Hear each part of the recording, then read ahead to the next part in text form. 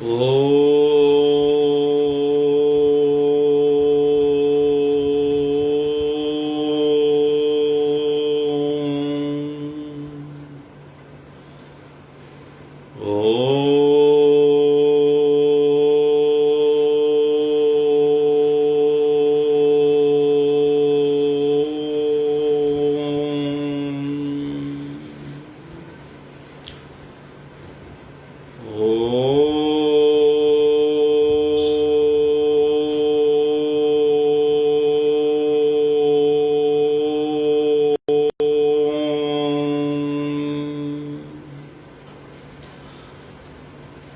गुरु ब्रह्मा गुरु विष्णु गुरु साक्षात् परमेश्वरा गुरु पार ब्रह्म स्वामी गुरुदेव महेश्वरा तमेव माता च पिता तुमेव बंधु च सखा तुमेव विद्या च दर्वण तुमेव मम देव देव देवो वंदो चरण सरोज गुरु मुद मंगलागार जय सेवत नर होते हैं भवसागर से पार गुरु जी के सिमरन मात्र से नाशत विघ्न अनंत तासे सर्वपरम में ध्यावत है सब संत आप प्रगटे जगत में जीव का निस्तारने शब्द नाव बनाए सुंदर जीविका को तारने नम्रता और दीनता से भेंट सतगुरु लीजिए मैं हूँ शरणागत तुम्हारो दास अपना कीजिए। बोलो जयकारा बोल मेरे श्री गुरु महाराज जी की जय। आज 17 अप्रैल 2022 रविवार अमृतवाणी सेवा ट्रस्ट एवं हरिहर सत्संग मंडल की तरफ से दैनिक सत्संग का कार्यक्रम आरंभ करते हैं। वचनों के साथ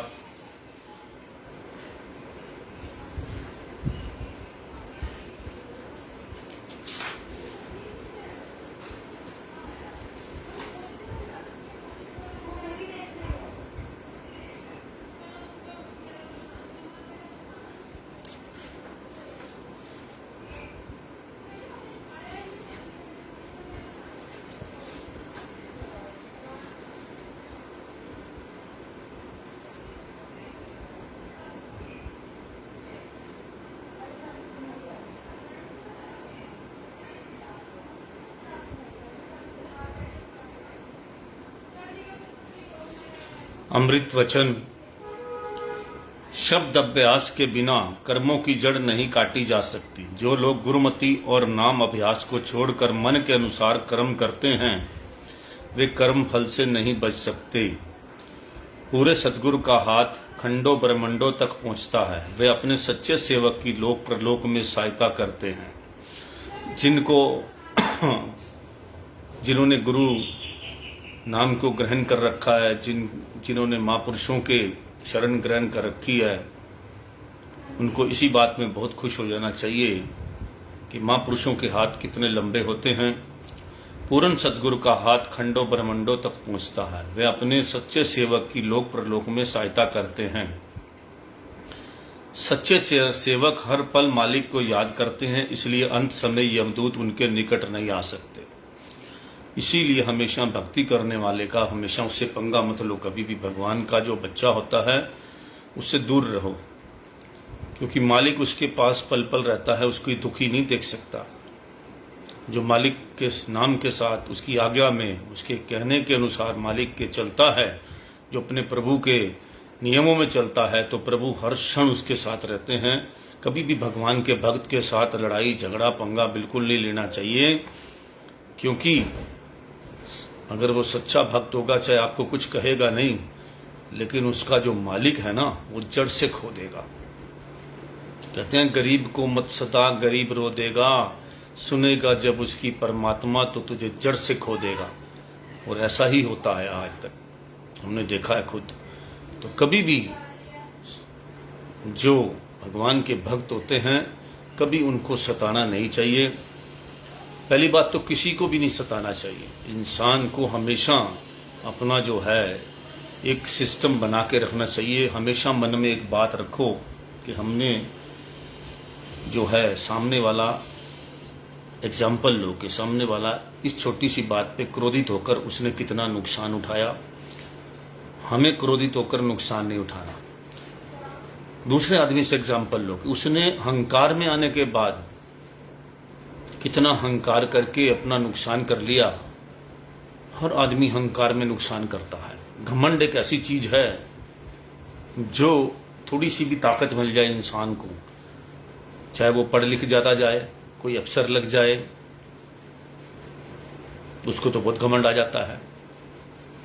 किसी के घर में पैसा बहुत आ जाता है, उनके घर में बहुत बिजनेस हो जाते हैं, गाड़ियां आ गई, चलने उतरने का तरीका ही बदल जाता है। जबकि हमें उतरनी नम्रता आनी चाहिए, एटिकेट आनी चाहिए। हम क्या एटीट्यूड सीख लेते हैं, हम घमंड में रहना सीख शुरू कर देते हैं।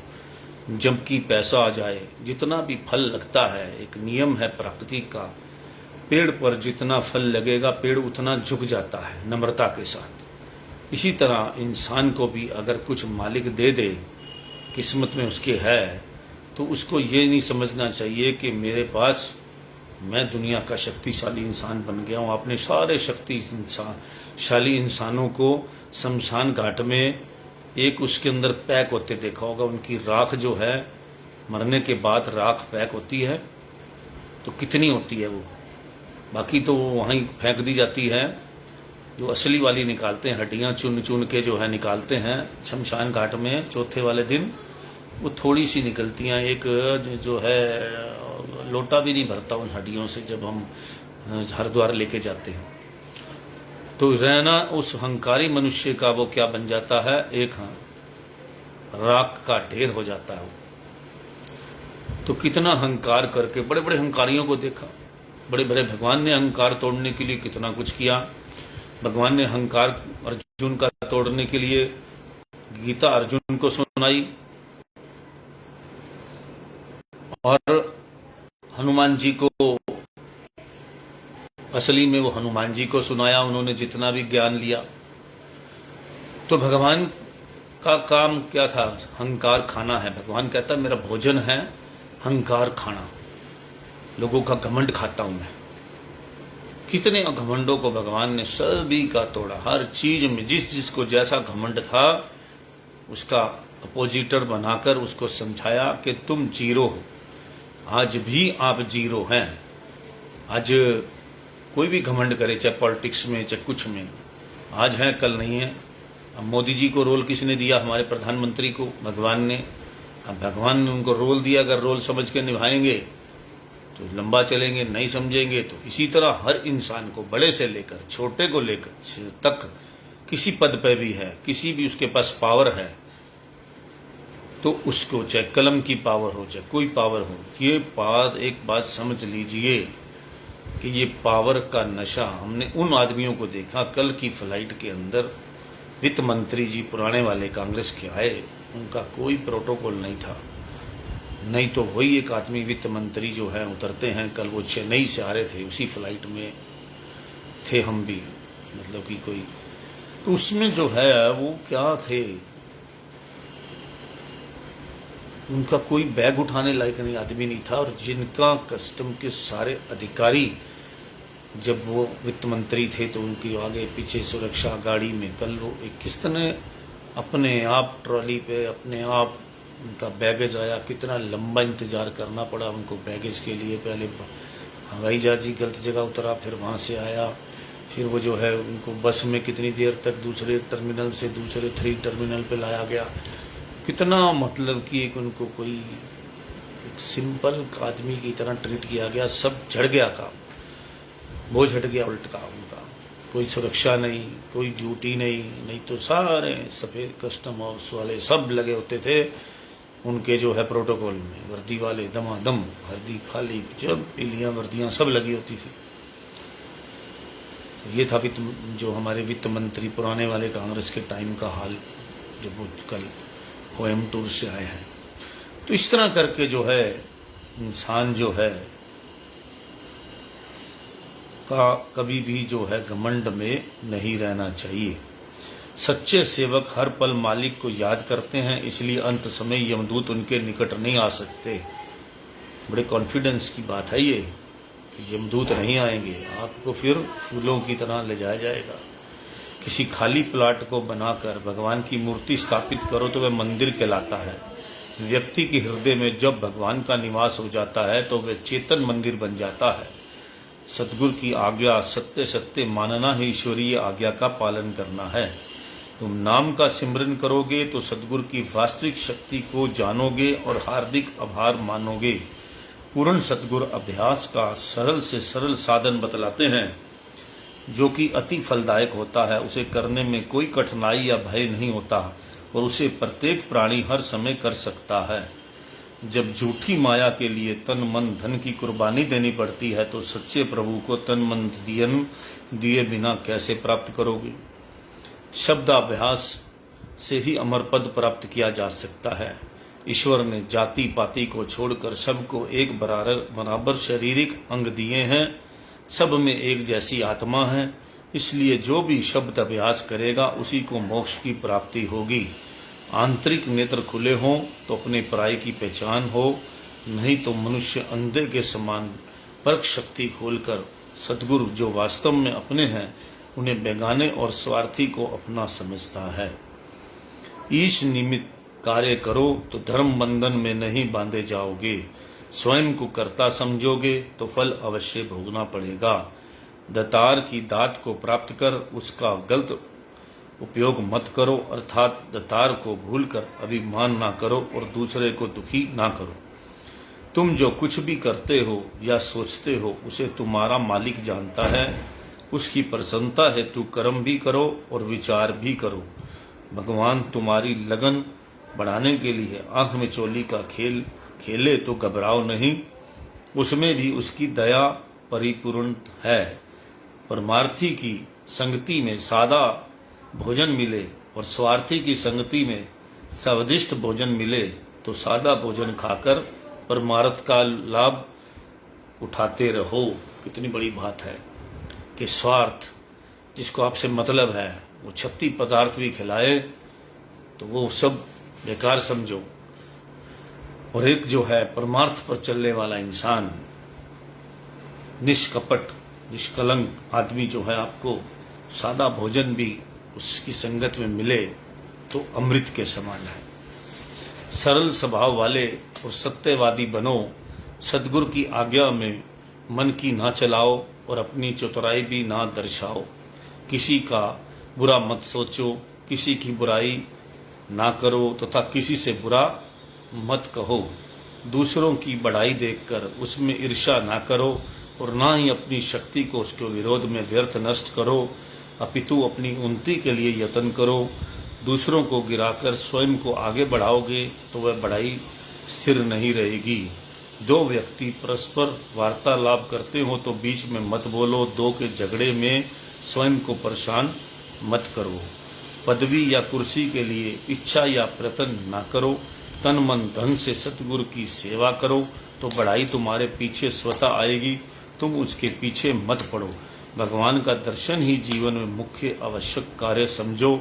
उस आवश्यक कार्य के लिए चाहे कितने भी साधारण कार्यों को एक और रखना पड़े तो प्रसन्नता से रख दो, क्योंकि मालिक करना चाहे तो वर्षों का कार्य पल में कर सकते हैं।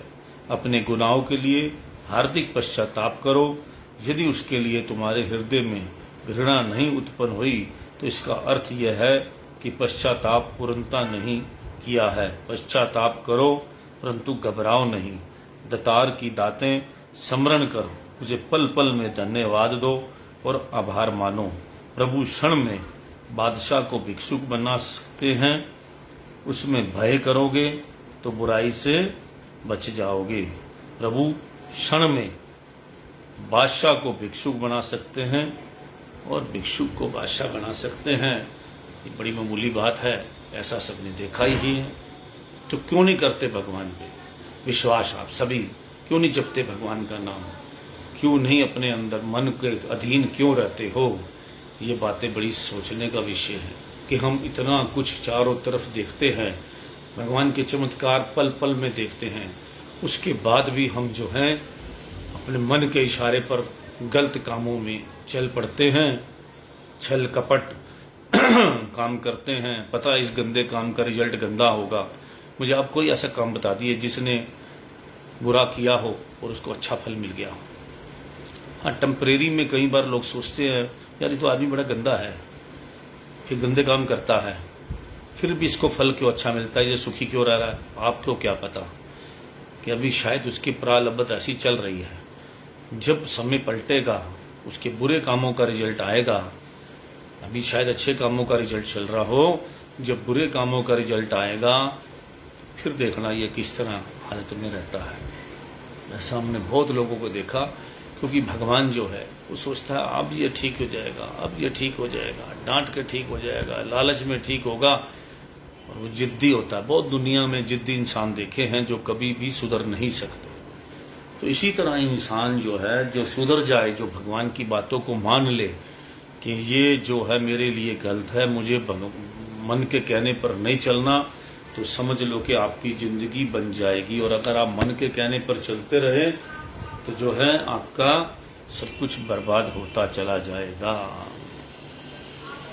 तो कल हमने आपको सुनाया था कि ईश्वर को कहाँ खोजा जाए, तो हमने आपको यहाँ छोड़ा था। जिस प्रकार समुद्र से अलग हुई जल की छोटी सी बूंद में वह सभी गुण होते हैं जो समुद्र में होते हैं, इसी तरह हमारी आत्मा भी के अंदर भी परमात्मा के सभी गुण हैं। जो परमात्मा कर सकता है वो हम कर सकते हैं, लेकिन हम मन की मैल जो ऊपर हमारे ऊपर जमी पड़ी है, उसके ऊपर आत्मा के ऊपर जो मन के, तो उसको जब तक हम साफ नहीं करेंगे, नाप का झाप करके पवित्र नहीं करेंगे, अपने आप का जो जितना वायरस है उसको हटाएंगे नहीं, करना हमें खुद ही पड़ेगा। हमें अपना बैठकर ध्यान में, भगवान के ध्यान में लगकर जो है अपने समय को भगवान की तरफ नहीं लगाएंगे, और जब हम ये सब काम करने लगेंगे तो हमारे आत्मा जो है धीरे धीरे उसके अंदर प्रकाश, और मन जो है जो उसके ऊपर मैला जो सिस्टम छाया हुआ है वो एकदम मिटता चला जाएगा, धुलता जाएगा। नाम जो है वो साबुन है, जितना साबुन लगाते जाओगे, नाम का सिमरन करते जाओगे, उतना आपका जो है ये बुरे कर्म जो हैं कटते जाएंगे, और फिर आप एक संत रूप बन जाएंगे। भगवान तो हर आदमी को अपने जैसा बनाना चाहता है, अपने जैसा ही था। भगवान तो एक शुद्ध आत्मा को भेजता है। हमारे संसार की गंदगी, जन्म जन्मांतरों की गंदगी जब हमारे पर चढ़ जाती है, उसको यही एक मनुष्य जन्म है जिसके अंदर हम पाठ करके, नाम जप के, संतों की शरण में जाकर अपने आप को साफ कर सकते हैं। यह एक महान प्रकृति नियम है जिसका बिना किसी शर्त के पालन होता है। एक व्यापक सिद्धांत है कि जो भी सविताओं का आधार है, एक परम सत्य है जहाँ भूलोक की सभी समस्याएं परछाइयों की तरह नष्ट हो जाती है। इस नियम, व्यापक सिद्धांत और सत्य को जानना ही उस परमेश्वर को जानना है।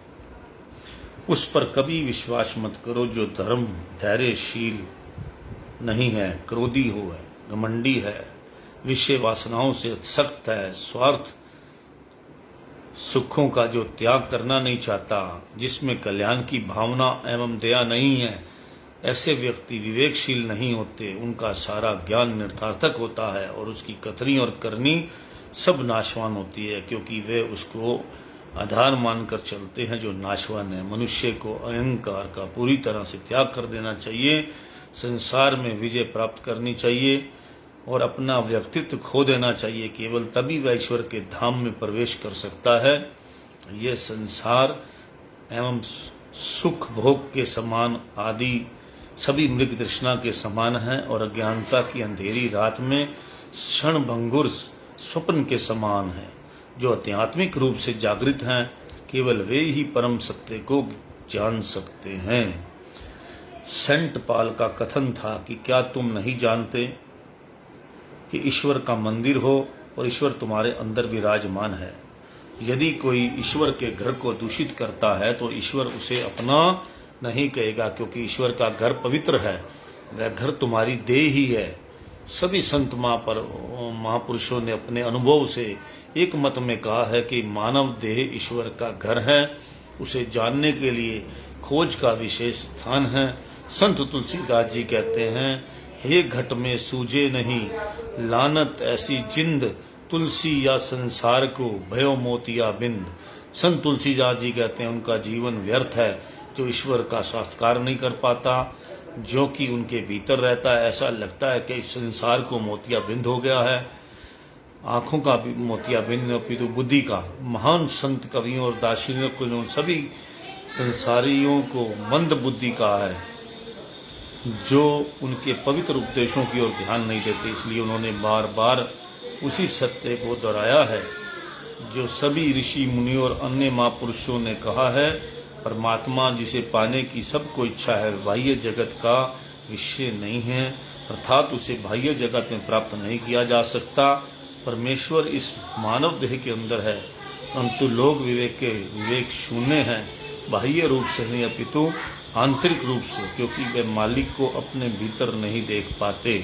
इस भौतिक चक्षुओं से हम केवल भौतिक जगत को देख सकते हैं, परंतु ईश्वर तो अध्यात्म का विषय है, उसे इस आंखों से नहीं देखा जा सकता। उसे देखने के लिए दिव्य चक्षु को खोलना पड़ता। इस सत्य को उन सभी संतों ने कहा और स्वीकार किया है जिन्होंने मालिक का साक्षात्कार करके संसार को अपना अनुभव बताया है। परंतु हम में से ऐसे कितने हैं जो संतों द्वारा दिखाए गए इस मार्ग के अनुसार चलते हैं? 1 लाख में शायद एक भी नहीं। हम उसे देखना चाहते हैं, परंतु अपने भौतिक चक्षुओं से ही, जो कि एकदम असंभव बात है।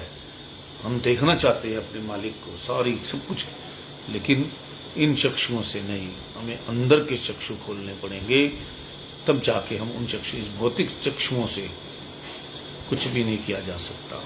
इसलिए साधक को चाहिए कि वह किसी महापुरुष में शरण में जाए, उनसे भीतर के दिव्य नेत्र खोलने का तरीका सीखे। मालिक को जानने का केवल यही एक उपाय है। इस शरीर को नर नारायणी देव भी कहा है, जिसका तात्पर्य ये है मानव देव में नारायण का निवास, ईश्वर का निवास है। सभी संतों ने इसे सर्वभौम तथ्य का समर्थन किया है। संत कबीरदास जी कहते हैं, जो तिल माही तेल है, जो चकमक में आग, तेरा साईं तुझ में जाग सके तो जाग। जो नैनन में पुत्री, यो खालिक घट माही, मूर्ख लोग न जानिए बार ढूंढन जाई। जा कारण जग ढूंढिया, सो तो घट ही माई, पर्दा दिया भ्रम का, तांते सूझे नाई। कबीर साहब जी गुरुवाणी का भी कथन है, एक संगति एक तू ग्रह, बसते मिली बात न करते भाई। ऐसे ही मानव देह की पवित्रता, परंतु इसे मलिन करने में हम जरा भी संकोच नहीं करते। प्रतिदिन हम मालिक के निवास को गंदा और दूषित करते हैं।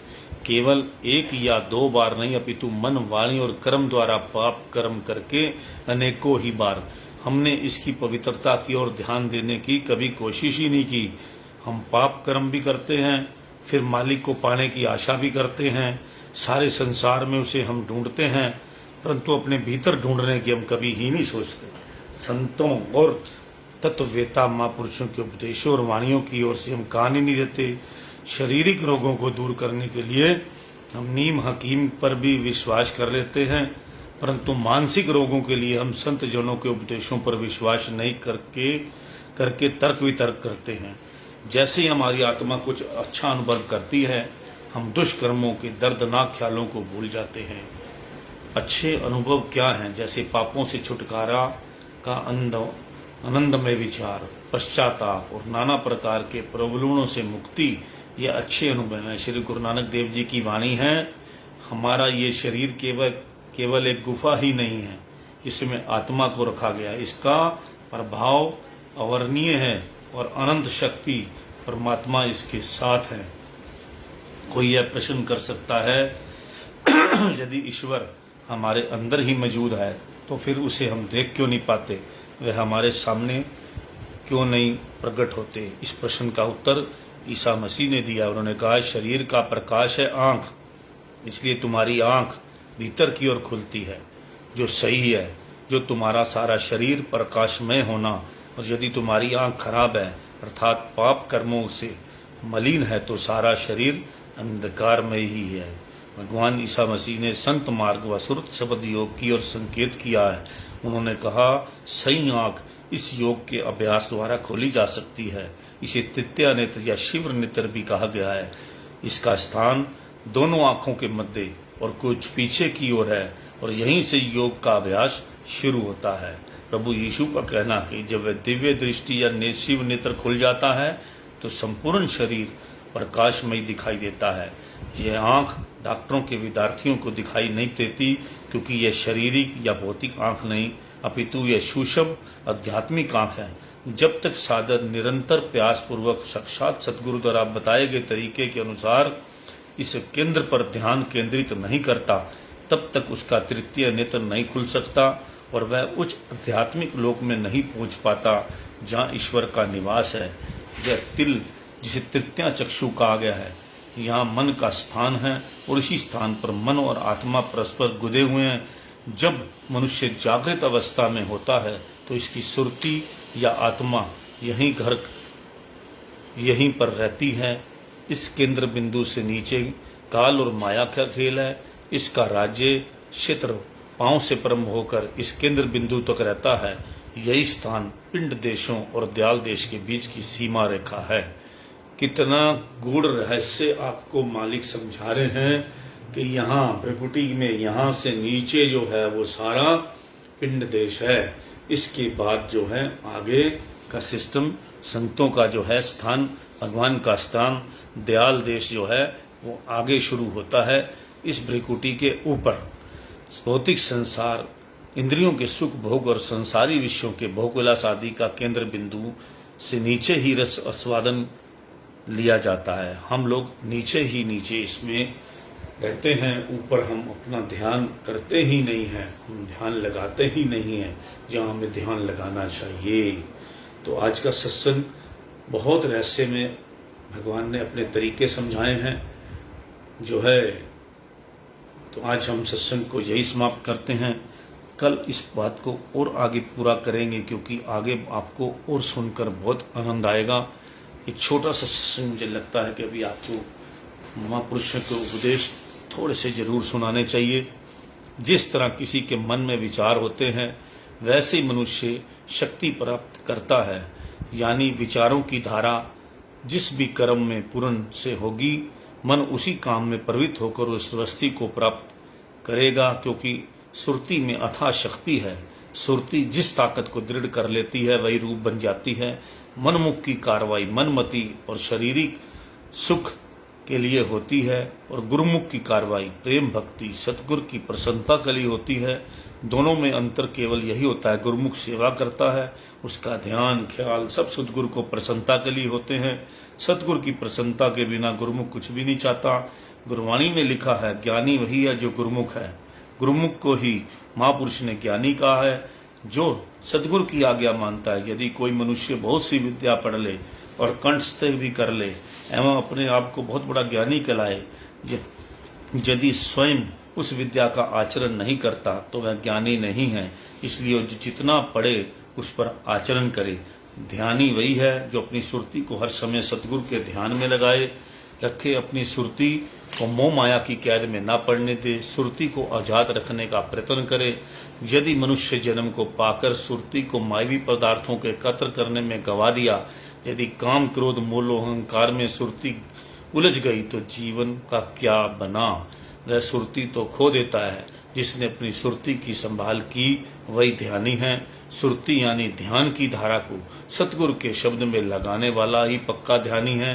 अतएव गुरुमुखी पूर्ण ज्ञानवान है और ये सार वस्तु को प्राप्त कर लेता और सार वस्तु को प्राप्त कर सकता है। ये वचन कोई आम वचन नहीं है, ये परमात्मा की वाणी है। तत्तापाई पाश महाराज जी ने हमें जो है ये उपदेश दिए हैं, बड़े खास उपदेश हैं। आप इनको दोबारा पढ़िए और इन जब भी दोबारा पढ़ेंगे तो आपको एक नई स्फूर्ति, नई ताकत, नया सब कुछ मिलेगा। तो आपका सत्संग यही समाप्त करते हैं। जय सच्चिदानंद, राम राम, सत श्री अकाल, जय सच्चिदानंद।